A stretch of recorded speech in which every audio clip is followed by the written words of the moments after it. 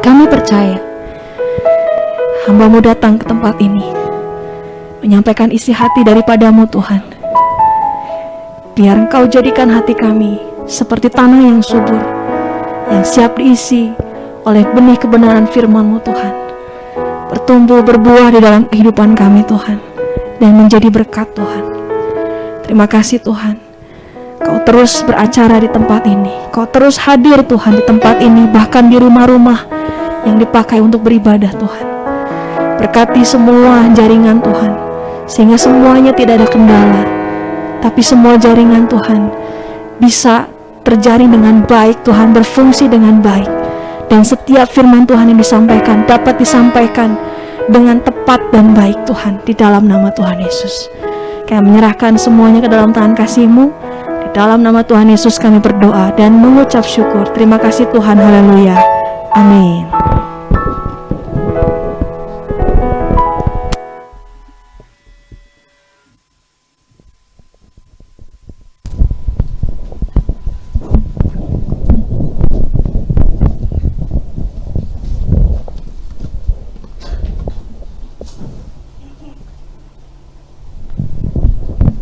Puji Tuhan, saudara-saudara, saya mengucapkan selamat sore dan selamat beribadah dalam kasih Tuhan Yesus Kristus. Terima kasih untuk pimpinan yang mengundang saya untuk bisa berbicara pada sore hari ini. Terima kasih dari Ishak. Apa yang akan saya bersama saudara merenungkan yaitu bagaimana kita menjadi orang percaya yang dipercaya. Ya, bisa jadi kita orang percaya memang, tapi Tuhan sih nggak percaya sama kita. Ya, itu salah satu ayat yang merekomendasikan ada satu sidang jemaat yang tadinya rusak sudah saudara. Ketika Rasul ini nulis surat yang pertama masih amburadul gitu. Tetapi pada waktu firman Tuhan bekerja melalui surat itu, maka sidang itu menjadi baik ya. Sehingga Rasul Paulus memuji sidang itu dan merekomendasikan bahwa dulu kamu kacau, tetapi sekarang aku menaruh kepercayaan. Ya, itu sebenarnya di dalam 2 Korintus 7. 2 Korintus 7 ayat yang ke-16. Kalau kita baca, mari kita baca bersama-sama saudara-saudaraku. Enggak usah malu ya. 2, 3. Aku bersukacita sebab aku dapat menaruh kepercayaan kepada kamu dalam segala hal. Amin. Nah, Paulus bilang, saya bersukacita. Padahal dalam 1 Korintus Rasul Paulus, saudara baca, banyak kata duka cita sudah satu. Ya. Tetapi dalam 2 Korintus Paulus bilang, aku bersukacita. Dan memang ini target kekristenan. Sebab dalam sukacita itu ada kekuatan, ya. Sehingga Paulus bilang, aku bersukacita sebab aku dapat menaruh kepercayaan kepada kamu dalam segala hal. Berarti saudaraku, orang Korintus ini sudah tidak perlu diragukan lagi. Apapun yang mereka lakukan direkomendasikan oleh Paulus sebagai sesuatu yang aku dapat percaya. Kalau dulu dalam ibadah kacau, dalam kekeluargaan kacau, dalam hierarki antara tuan dan majikan juga kacau, coba saja baca 1 Korintus. Pokoknya serba kacau. Tetapi ketika firman Tuhan bekerja dan rohnya bekerja, Tuhan memperbaiki. Tuhan membuat sesuatu reformasi di dalam jemaat itu. Sehingga Paulus, ya kalau Paulus ngomong itu gak main-main, suruhku. Dia itu bicaranya kalau ya di atas yang ya, kalau tidak ya tidak. Makanya dia bilang, saya bersuka cita ya, bahwa dalam segala sesuatu saya sudah dapat menaruh kepercayaan, saudara-saudara. Ya, coba kita lihat sebuah kisah. Tadi siang saya sudah membuka ayat ini, tapi baiklah kita buka kembali dalam Yohanes pasal 2 ayat 23 sampai ayat 25. Ada yang biasa baca? Oh, enggak ada. Yohanes pasal 2 ayat 23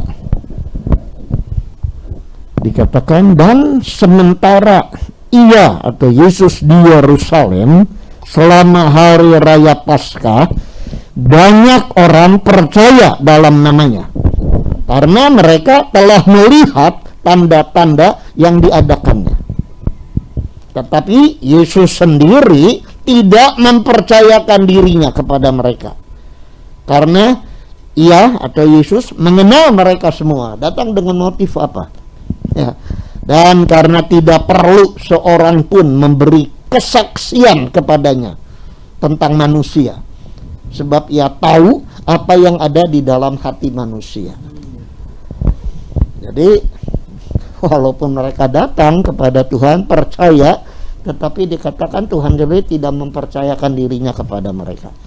Dengan lain perkataan, orang-orang yang datang kepada Tuhan itu belum bisa dipercaya. Nah, ini sebuah pertanyaan bagi kita, ya. Menjadi orang percaya itu tidak otomatis menjadi orang yang dipercaya, baik oleh Tuhan, baik oleh sesama manusia, saudaraku. Jadi melalui berbagai-bagai pengalaman hubungan Paulus dengan orang Korintus, akhirnya Paulus menulis kalimat itu pada mereka.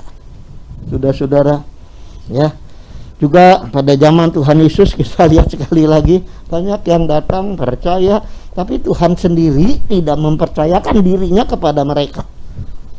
Ya, kalau Tuhan tidak mempercayakan diri pada mereka, saudaraku, maka saya percaya bahwa mereka tidak akan bisa menjadi mujizat. Saya belum lama membaca sebuah buku tentang bagaimana caranya tidak kecanduan mujizat. Sebab zaman ini banyak orang kecanduan mujizat. Orang yang dirubah oleh Tuhan, orang yang telah direformasi, dilahirbarukan oleh Tuhan menjadi ciptaan baru, dirinya sendiri mujizat. Makanya di dalam Mazmur 71 ayat 7 dikatakan, aku menjadi mujizat bagi banyak orang karena Tuhan adalah penolongku. Jadi kalau Tuhan pernah beroperasi di dalam hidup kita, seperti tadi nyanyian, tiap langkah itu jadi orang lihat mujizat. Gak usah kita banyak ngomong, sudah, tetapi orang lihat mujizat itu berjalan, bukan mujizat kita minta dari atas. Sehingga setiap kali kita kumpul selalu, wah, makanya dikatakan kecanduan. Padahal motifnya itu hanya karena air jadi anggur. 5 roti 2 ikan mengenyangkan banyak orang. Tuhan bilang kamu datang karena kamu kenyang. Motifnya perut. Motifnya yang lain-lain yang hanya sementara. Tapi Tuhan bilang manusia tidak bisa hidup hanya sekedar dengan roti, Tapi manusia bisa dipuaskan dengan setiap perkataan yang keluar dari mulutnya Tuhan. Nah, itu sebabnya sekali lagi, dipercaya oleh sesama dan oleh Tuhan adalah sebuah proses yang harus dilewati setiap orang percaya dalam hubungannya dengan Tuhan dan hubungannya dengan sesama, ya. Makanya dikatakan there is no gain without pain. Tidak ada keuntungan tanpa sakit. Jadi sakit itu sebuah proses. Nunggu, orang nunggu itu kan kadang-kadang nggak sabaran ya, suku. Wah, udah tinggalin. Yang ditunggu mah enak saja. Makanya saya kalau diundang kemana-mana, sedapat mungkin tidak ditunggu. Kecuali yang tidak bisa dihindari, macetnya tuh chat betul. Tapi kalau makanya kita tadi pagi bermaksud mau pergi jam 6:30 ya, saya sama Pak John. Saya bilang, John, lebih baik lebih cepat lah, pasti ketemu Pak Kim ya. Pak Kim sudah pasti udah bangun, udah mandi, udah pakaian. Jadi nggak nunggu lama lagi ya Pak. Malah saya yang tunggu, ada yang keluar di mobil Pak, nggak tahu berapa menit lah, tahu-tahu datang ibu ini, datang yang saya bilang udah ada yang datang, tapi kita juga harus datang supaya jangan lebih lama. Kok yang lain sudah datang, kok pendetanya belum datang gitu. Jadi ini suatu ya, bagaimana untuk kita sampai kepada ini proses ini dari 1 Korintus ke 2 Korintus ya. Bagaimana kita bisa jadi orang yang dari minta-minta mujizat menjadi mujizat sendiri. Haleluya. Sebab kalau Kristus di dalam kita, dia akan membuat sesuatu perubahan, ciptaan baru. Berarti yang lama pasti manusia yang kenal kita akan tahu dulunya gitu dia, sekarang kok bisa gitu ya. Kita, diri kita sendiri sudah jadi mujizat ya. Kalau saya cerita, dan ini tidak boleh banyak diceritakan juga, saya mengenang zaman dulu ketika saya masih sekolah tuh di Santo Augustinus tuh SD. Goreng adat pisan sudah. Aduh, saya malah pikir, aduh kenapa saya kok begitu. Baru sekarang setelah tua baru mikir, kok waktu masih sekolah kok gitu. Terus SMP 5 tuh Jalan Sumatera. Terus ke SMA tuh di Dago, SMAK. Pindah ke Jalan Riau, itu apa itu, Taruna Purwa, tempat anak-anak dokter melulu situ. Terus pindah ke Lengkong Besar, nomor berapa? Umboy teh. Di situ saya belajar Alkitab. Sudah saudara. Setelah itu maka Tuhan bilang pergi. Saya bilang kemana? Ke situ daerah Bekasi. Namanya Kedung Gede, sudah. Ya udah pergi.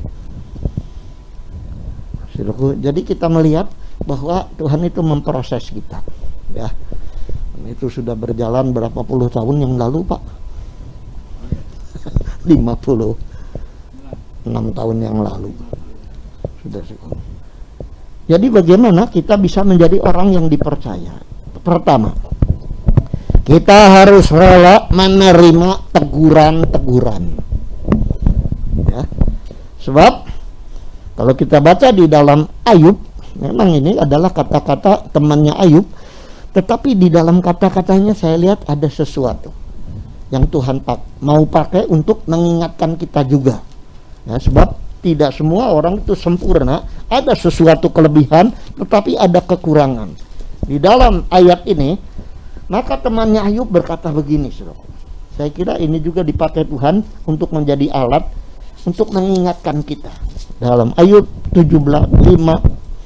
ayat 17 dan 18.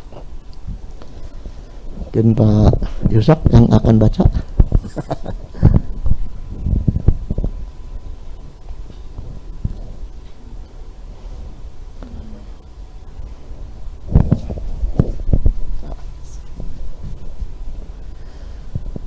Ayub pasal 5 ayat 17 dan 18.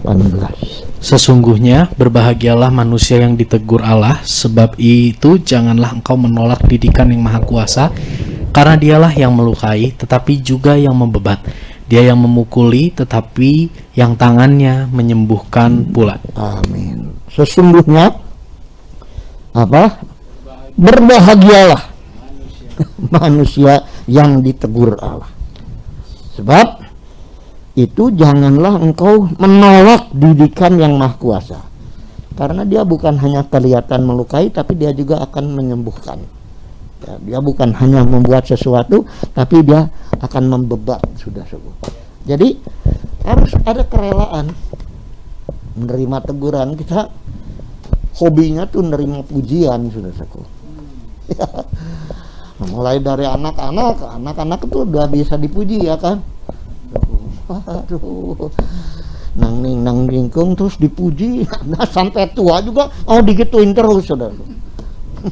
Tetapi bayangkan, ya, lalu sampai umur berapa terus si kerjanya. Memang kita juga tidak boleh membuat anak-anak kita menjadi seperti apa yang kita katakan, ya. Harus tepat nih pendidikan anak itu sesuai dengan firman Tuhan. Tapi kalau anak itu mulai kita didik menurut Amsal 22, nanti pada waktu sudah besar dia tidak usah terlalu banyak, karena dia sudah matang dalam didikan pada waktu dia mulai menginjak sudah dewasa, ya. Itu sebabnya dikatakan dalam, saya tidak usah dibaca, saya hanya menyebut saja dalam Amsal 19 ayat 25 dikatakan orang yang berpengertian kalau ditegur diinsaf. Ya, bukan marah, bukan ngambek, sudahku, bukan komplain, protes dan lain sebagainya lalu berhenti ke gereja. Tapi kalau orang berpengertian ditegur, dia tuh insaf. Dan insaf adalah awal dari suatu sukses. Itu sebabnya suku mari, saya kalau ingat-ingat suka ditegur sama gembala, ya, suka ditegur juga sama pendeta dari pendetanya gembala, Sin. Kadang-kadang manggil sini, duduk, kasih tahu, ditegur. Tapi kita nggak boleh marah, saudaraku. Pasti ditegur tuh pasti ada sesuatu yang dia lihat ingin diperbaiki dari hidup kita, ya. Dan kita melihat Paulus bilang di dalam surat Kolose pasal 3 bahwa Paulus itu menegur sidang Kolose itu dengan hikmat, dengan bijaksana, sebagai seorang yang punya ranking rohani di dalam kekristenan pada waktu itu. Sehingga kita lihat bahwa dengan hikmat sidang Kolose itu akhirnya menjadi salah satu sidang yang disebut-sebut terus di dalam Alkitab, sudah. Karena menerima teguran Rasul Paulus. Ya, dan Amsal kembali mengatakan orang yang rela ditegur pasti akan berguna. Amsal 15 ayat 31. Dan Mazmur mengatakan dalam pasal 50, kalau orang benci teguran seperti orang Israel, akhirnya akan tidak beruntung, ya. Dan kitab Amos dan kitab Sirwanya membuktikan bahwa Israel tuh runtuh karena nggak mau ditegur. Maunya terus diangkat-angkat sebagai umat Allah, orang yang beda dengan bangsa lain, maunya dipuji-puji terus. Akhirnya sampai sekarang kita lihat harus mengalami, ya, nasib seperti bangsa Israel sekarang. Tapi Tuhan tidak melepaskan janjinya kepada mereka, karena Tuhan berjanji dan tidak mungkin mengingkari janjinya. Ini pertama, harus rela menerima teguran-teguran. Seringkali setelah khotbah bukan hal yang enak kita dengar, saudaraku. Sampai usia tua pun saya pernah setelah selesai khotbah di suatu tempat, ya, lembaga pendidikan, rektornya sudah berdiri di belakang. Ketika saya lewat, dia bilang, itu bukan solusi. Kalau dipuji sih enak, ya. Tapi saya diundang kok. Akhirnya dibilang begitu, itu bukan solusi. Saya bilang silakan, dalam hati saya, silakan cari solusi yang lain. Sebab apa yang saya katakan itu firman Tuhan. Jadi kalau kita menjadi orang yang dipercaya lalu ditegur, ya mungkin bagi dia ada sesuatu, ya. Saya juga belum bicara sebetulnya apa. Dan ternyata saudaraku sebetulnya itu hal yang sepele saja, ya. Tidak terlalu penting. Tapi kalau orang lain nganggap penting, nah itu tidak bisa kita bicara, saudaraku, ya. Tapi kalau ditegur, ya kita tidak usah, katakanlah reaksi kita negatif, ya. Ini pertama. Yang kedua, kita perlu berusaha selalu menunjukkan kebaikan-kebaikan. Sebab Tuhan Yesus itu gembala yang baik, ingin domba-dombanya juga mengalami kebaikan lalu menghasilkan. Seperti menghasilkan susu, ya kan? Menghasilkan bulu daripada domba itu yang jadi menghasilkan sesuatu yang berguna, saudaraku. Jadi berusaha selalu menunjukkan kebaikan-kebaikan. Coba kita baca Filipi 4 ayat 5. Filipi 4 ayat yang kelima. Hendaklah kebaikan hatimu diketahui semua orang, Tuhan sudah dekat. Satu kali baca langsung hafal, ya. Hendaklah kebaikan hatimu diketahui sedikit orang atau semua orang? Semua orang. Sebab apa? Alasannya Tuhan sudah dekat. Jadi berusaha untuk selalu menunjukkan kebaikan-kebaikan, ya. Makanya dikatakan tadi, ya, hendaklah kebaikan hatimu diketahui semua orang, mulai dari orang terdekat. Suami istri harus tahu bahwa suami itu baik. Suami juga harus tahu bahwa istri saya itu baik. Nah, kalau kita tidak sama-sama tahu, anak-anak kita tuh baik, mungkin ada yang kurang baik, kita tinggal tata hidupnya supaya jadi lebih baik, ya. Tapi harus ditunjukkan. Makanya saudaraku, sebelum saya pergi tadi, saya buka kamar anak saya paling kecil juga udah umur 29. Dia sebentar khotbah, saya pergi ke Bandung, saya jadi selamat melayani Tuhan. Saya cium, saudaraku. Bagi dia sesuatu hal yang luar biasa daripada saya tulis teks lalu kasih berapa puluh. Tapi kalau itu menurut saya kebaikan seorang ayah harus ditunjukkan.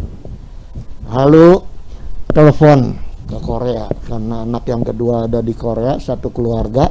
Hari ini cucu saya yang pertama itu ulang tahun. Maka telepon ke saya. Istri saya yang telepon, saya langsung dikasih nyanyi kita berdua, ya. Kayak anak kecil, saudaraku. Padahal usianya udah 75. Istri saya udah hampir 60, saudaraku. Nyanyi berdua. Waduh, seneng di sana, saudaraku. Hari ini mereka pulang ke Indonesia. Sudah 2 minggu. Ini kebaikan-kebaikan yang sederhana saja, saudaraku. Nggak mahal lah, ya. Berapa sih pulsa? Saudaraku. Tapi ini Tuhan sudah dekat. Kalau Tuhan sudah dekat, ternyata kita masih belum menjadi orang yang baik, bagaimana Tuhan bisa bilang masuk hambaku yang baik dan setia? Ya setia sih setia, tapi nggak baik. Makanya Amsal pasal 3 ayat 27 bilang, jangan menahan kebaikan dari orang yang berhak menerima itu. Ya. Kalau orang mungkin bawahan kita, karyawan, kalau ulang tahun kita kasih selamat, kenapa sih? Karena dia berhak, manusia juga. Masa kita aja bos yang dikasih selamat? Ya, ini saudaraku, hal-hal kecil. Pendeta kepada anggota kepada pendeta, apalagi. Saya kadang-kadang lihat karena saya tidak langsung mengelola kaum muda ya, remaja. Kadang-kadang ketemu sama pendetanya tuh kayak nggak kenal, yang kenal anak pendetanya. Tapi jadi leos luas leos dalam hati saya. Tetapi kalau ditata dia ya, untuk jadi lebih baik, apa sih ruginya bilang selamat malam om, selamat malam tante? Emang harganya berapa sih selamat itu, saudara?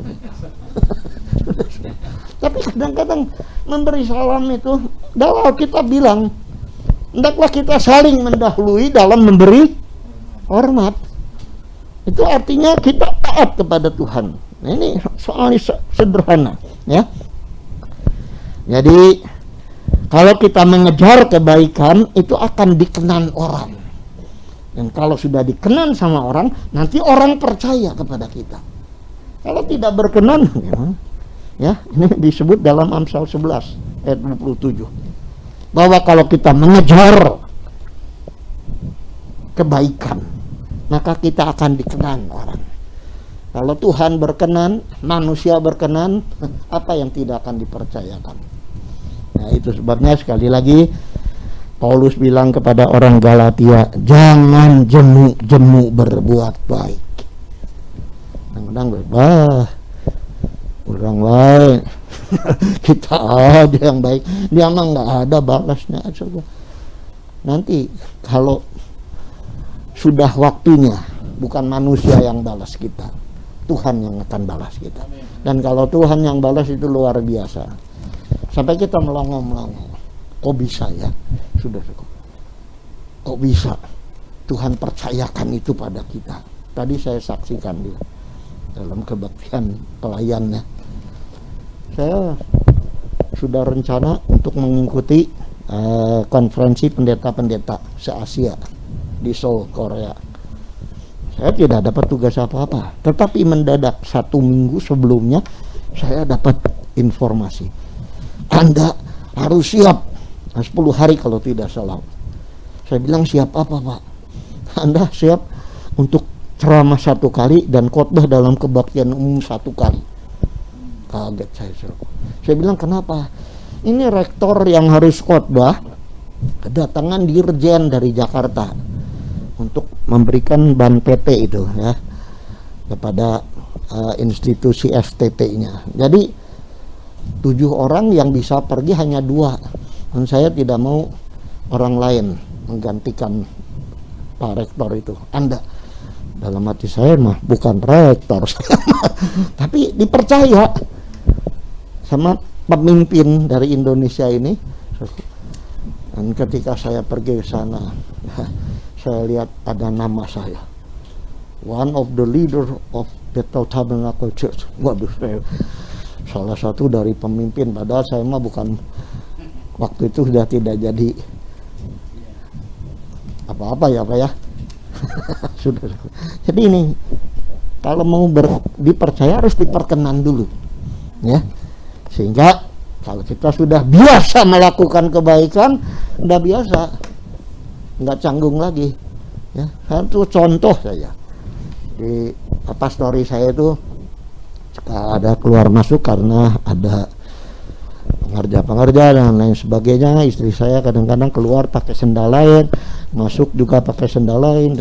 Kadang-kadang sendal itu acak-acakan, sudah. Nggak ada yang hobi ngeberesin acak. Ya, kalau hobi beli mah mungkin, tapi kalau hobi menata gitu di depan pintu itu, saya ingat ayat itu aja, Galatia pasal 6 itu. Jangan jemu-jemu berbuat baik. Karena saya ingat ayat itu, saya tiap mau masuk belatakan, saya tata. Bodoh nanti kalau orang lain membuat kacau lagi, tapi tugas saya berbuat baik dengan menata. Itu saja yang sederhana, saudara-saudaraku ya.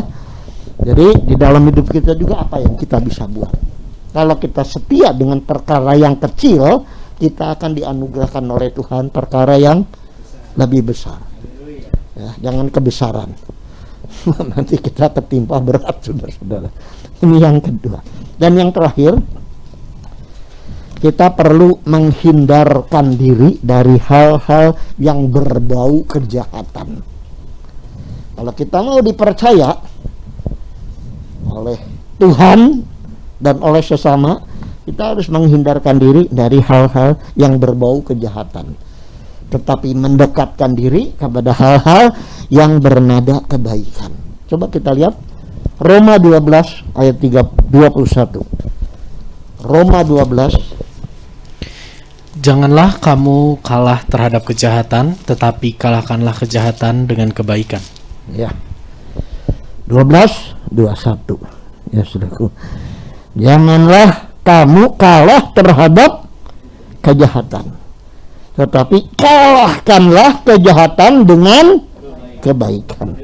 Jadi, ini artinya kita perlu menghindarkan diri dengan hal-hal yang berbau kejahatan.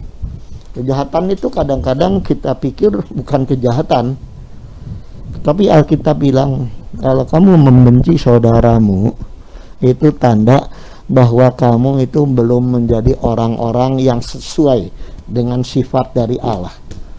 Ya. Kamu tidak jauh dari maut sebetulnya, karena kalau belum bisa mengasihi saudara, dikatakan membenci, bahkan di dalam 1 Yohanes itu kamu seperti membunuh. Mungkin membunuh kemauannya untuk ke gereja, membunuh kemauannya untuk jadi baik dan lain sebagainya. Makanya kita harus berusaha menghindarkan diri, lalu berusaha untuk melakukan sesuatu kebaikan, ya, sehingga apa yang Tuhan katakan melalui Rasul Paulus, jangan kalah terhadap kejahatan, tapi kalahkan, ini harus aktif dengan kebaikan. Artinya berusaha tadi, seperti tadi yang kedua ini, ya, kebaikan itu sampai diketahui semua orang. Dan untuk menghindarkan diri hal-hal yang berbau kejahatan, kejahatan itu perlu dibuang. Kalau masih dekat-dekat, sudah, ya, itu masih bisa kita ambil lagi. Tapi kalau sudah dibuang, ya, dalam Efesus 4 ayat 31, hendaklah segala kejahatan itu dibuang. Artinya tidak dekat-dekat lagi. 1 Tesalonika 5 ayat 22, ini dibaca. 1 Tes 5 ayat yang ke-22. Silakan. 1 Tesalonika 5 ayat 22, jauhkanlah dirimu dari segala jenis kejahatan. Ya. Jauhkanlah dirimu dari segala jenis kejahatan. Arti kejahatan itu ada jenis-jenis. Ya, ada ranking kejahatan. Dari mulai ranking bawah, jangan, ya, saudaraku. Dan akar segala kejahatan itu cinta akan. Banyak peristiwa-peristiwa terjadi, ini sebabnya akarnya itu uang, ya. Sehingga kalau dikatakan akar dari uang, maka manusia bisa melakukan kejahatan. Anak bunuh papa, bunuh mama, belum lama nenek dihajar karena minta uang buat beli pulsa seseorang, sudah tidak dikasih, pentung tuh si nenek. Aduh, padahal nenek itu satu-satunya, pentung ya modar. Ya, jadi akar kejahatan, the root of all evil, the love of money is the root of all evil. Akar dari segala kejahatan itu cinta, bukan duitnya, cintanya. Sebab itu marilah sebagai orang-orang yang sudah percaya, kita minta disucikan dari segala kejahatan. Sebagai ayat penutup, kita baca 1 Yohanes 1 ayat yang ke-9. 1 Yohanes 1 ayat ke-9. 1 Yohanes 1 ayat yang ke-9, jika kita mengaku dosa kita, maka Ia adalah setia dan adil, sehingga Ia akan mengampuni segala dosa kita. Segala dosa kita. dan menyucikan kita dari segala kejahatan. Dari segala kejahatan. Kata segala ini penting, saudaraku. Ya, jadi apapun yang pernah kita buat dan apapun yang masih tersimpan, yang mungkin kita akan buat, itu biar disucikan. Ya. Oleh siapa, saudaraku? Oleh Tuhan Yesus. Ngaku, maka dikatakan dia setia dan adil, mengampuni segala dosa kita dan menyucikan kita dari segala kejahatan. Kiranya Tuhan memberkati kita, dan kiranya firman Tuhan yang kuat dan hidup itu akan menjadikan kita sesuai dengan maunya Tuhan, sehingga bukan hanya kita dipercaya oleh Tuhan, tetapi Tuhan juga mempercayakan kita melalui manusia. Amin. Saya serahkan kembali kepada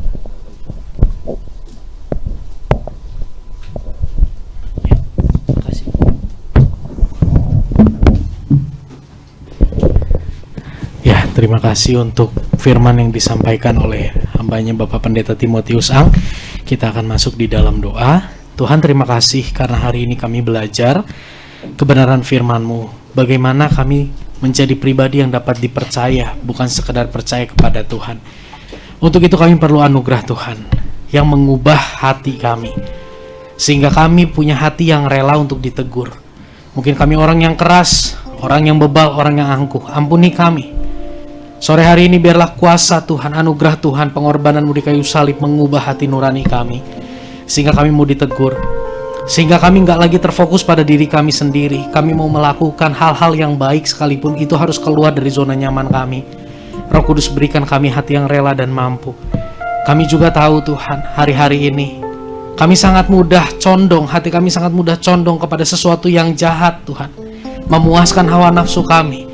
Ampuni kami Tuhan. Tapi sore hari ini kami tahu kami mau menjauhkan segala kejahatan, karena kami umat tebusan-Mu. Roh Kudus, mampukan kami, berikan kami kerelaan, terangi hati pikiran kami.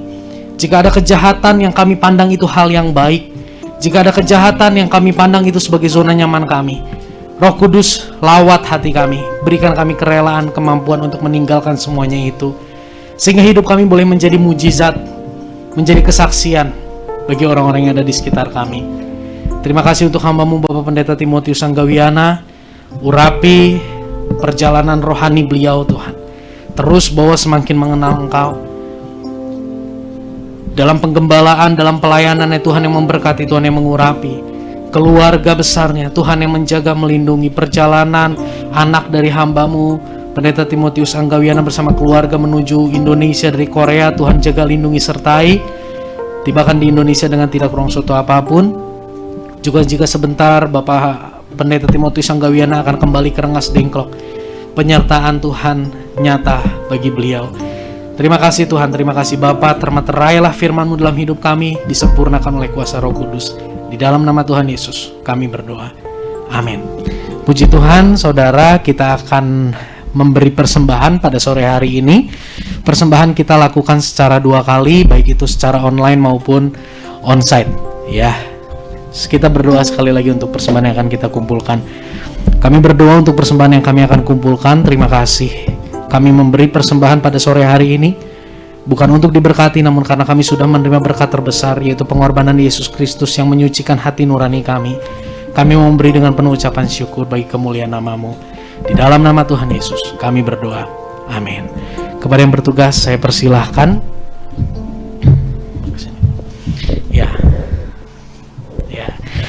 Puji Tuhan, saudara, ibadah raya GCC ya dilaksanakan setiap hari Minggu pukul 16. Bapak Ibu Saudara, kita lakukan secara hybrid, onsite dan online.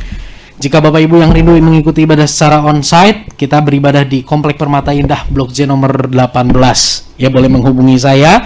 Dan online tetap di room Zoom yang sama seperti yang Bapak Ibu Saudara ikuti pada sore hari ini. Lalu setiap hari Rabu kita ada worship night, saudara, ya, setiap pukul 19. Saya mengundang Bapak Ibu Saudara sekalian untuk boleh bergabung dalam ibadah doa ini. Kita sama-sama menyembah, sama-sama berdoa dan kembali diajar firman Tuhan. Ini juga dilakukan secara onsite dan juga secara online. Ya, setiap hari Rabu pukul 19. Dan ada GCC Kids, saudara, setiap hari Sabtu pukul 15. Ya, ini untuk anak-anak, Bapak Ibu Saudara sekalian. Ya, kita laksanakan secara online dan juga secara onsite. Kebetulan untuk minggu yang akan datang, hari Sabtu kita akan laksanakan secara onsite pukul 15. Ya, lalu untuk persembahan secara online, ya Bapak Ibu dapat mentransfer ke rekening BCA dengan nomor rekening 1570 330043 atas nama Yusak Setiawan. Recording ibadah Bapak Ibu dapat saksikan di YouTube channel Jerusalem Community Church. Mari kita bangkit berdiri, kita akan masuk di dalam doa. Terima kasih buat hadirat-Mu, sehingga melalui pujian penyembahan kami disadarkan betapa Engkau baik, betapa Engkau ajaib dalam hidup kami, bagaimana rancangan-Mu indah dalam hidup kami. Melalui firman Tuhan kami diingatkan untuk kami punya kerelaan hati ditegur, untuk kami punya kerelaan hati melakukan kebaikan dan meninggalkan apa yang jahat. Roh Kudus pimpin hidup setiap kami dalam hari-hari kami, memampukan kami. Sore hari ini kami rindu berdoa Tuhan untuk bangsa dan negara kami Indonesia. Kami bersyukur kasih setia Tuhan nyata, kemurahan Tuhan besar bagi bangsa dan negara kami. Kami rindu Tuhan di Indonesia terjadi pertobatan melalui gereja-gereja Tuhan di Indonesia. Kami berdoa dalam nama Yesus, Injil yang murni itu diberitakan. Kami rindu Tuhan melalui setiap media massa, kebenaran, berita tentang pengorbanan Yesus, berita tentang kasih Yesus itu tersebar, dan banyak orang yang mengalami, menyadari betapa panjang lebar tinggi dalam kasih Yesus bagi setiap kami orang yang berdosa. Pimpin setiap pemimpin kami dalam pengambilan keputusan, hikmat Tuhan menyertai mereka. Agenda-agenda yang ada di tengah bangsa dan negara kami, pemilu 2024, kepindahan ibu kota, acara G20 di Bali bulan Oktober nanti, semuanya Tuhan, agenda-agenda yang mungkin kami tidak tahu, kami serahkan dalam tangan-Mu Tuhan, yang pimpin Tuhan, yang campur tangan. Pemimpin tertinggi hingga pemimpin terendah Tuhan, di wilayah, di daerah-daerah Tuhan, kami serahkan berdoa buat mereka. Hikmat Tuhan menyertai mereka dalam pengambilan keputusan. Malam hari ini juga kami berdoa Tuhan buat komunitas-Mu, Jerusalem Community Church. Kami serahkan terus komunitas ini dalam tangan-Mu. Pimpin komunitas ini Tuhan, supaya setiap kami yang ada di dalamnya boleh terus bertumbuh dalam pengenalan dan pengalaman yang benar bersama Tuhan. Kami boleh terus punya antusias Tuhan untuk bersaksi. Kami punya hati yang rela dan kekuatan dari Tuhan menolong kami melakukan firman Tuhan. Kami punya hati yang rela dan kekuatan untuk memuridkan keluarga kami, orang-orang yang ada di sekitar kami, sehingga nama Tuhan boleh semakin dipermuliakan. Kami berdoa Tuhan untuk kesehatan hamba-Mu, Ibu Pendeta Lasma yang dalam kelemahan tubuh. Kami bersatu berdoa di dalam nama Yesus. Tuhan yang berikan kekuatan, Tuhan pulihkan organ tubuh yang kurang baik hari-hari ini. Dan kami percaya Tuhan terus pakai Ibu Pendeta Lasma bersama keluarga untuk semakin memuliakan Tuhan melalui setiap apa yang Tuhan percayakan untuk beliau sekeluarga kerjakan bagi kemuliaan nama-Mu. Kami juga berdoa untuk setiap anak-anak hari ini Tuhan, yang sedang mempersiapkan sekolah onsite besok Tuhan. Bertahun-tahun mereka sekolah secara online, satu budaya yang baru, satu kebiasaan yang baru yang harus mereka lakukan. Kami bersatu berdoa di dalam nama Yesus, mereka diberikan semangat, mereka diberikan sukacita, mereka diberikan damai sejahtera untuk bertemu dengan lingkungan yang baru, teman-teman yang baru mungkin Tuhan. Juga orang tua memulai kebiasaan yang baru ini, Tuhan yang berikan hikmat, damai sejahtera. Juga di sini ada beberapa guru Tuhan. Kami berdoa untuk para guru juga di dalam nama Yesus, hikmat Tuhan, kekuatan Tuhan menyertai mereka untuk memulai sesuatu yang baru kembali. Terima kasih Tuhan. Dan sebelum kami berpisah, kami rindu untuk menerima berkat yang daripada Tuhan. Mari saudara kita tadahkan tangan untuk kita menerima berkat. Terimalah segala berkat daripada Allah Bapa, cinta kasih daripada Tuhan Yesus Kristus, persekutuan dengan Roh Kudus, hati yang mengasihi Tuhan, hati yang rindu untuk menyenangkan Tuhan, kekuatan, kerelaan yang dari Tuhan ada dalam hidup setiap kami, untuk kami menyenangkan Tuhan setiap waktu sampai akhir hidup kami. Kami berdoa buat keluarga, hubungan suami istri, orang tua, anak, komunikasi, hubungan semuanya. Kami berdoa dalam nama Yesus, Tuhan pulihkan. Berdoa untuk pekerjaan, berdoa untuk studi, keuangan, kesehatan, hubungan, relasi kami. Terlebih lagi Tuhan, kerohanian dan pelayanan setiap kami. Semua yang Tuhan percayakan pada kami, ajar kami untuk mengelola itu dengan mengandalkan Tuhan, dengan cara yang daripada Tuhan, sehingga kami boleh memperoleh yang terbaik dan kemuliaan bagi nama Bapa di sorga. Terima kasih Tuhan, terima kasih Bapa. Di dalam nama Tuhan Yesus kami berdoa. Amin.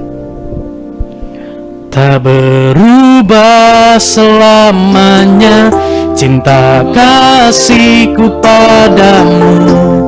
Ku mau hidup selamanya untuk senangkan hatimu. Tak berubah selamanya cinta kasihku padamu. Ku mau hidup selamanya untuk senangkan hatimu, Tuhan. Sekian ibadah, Tuhan Yesus memberkati kita semua.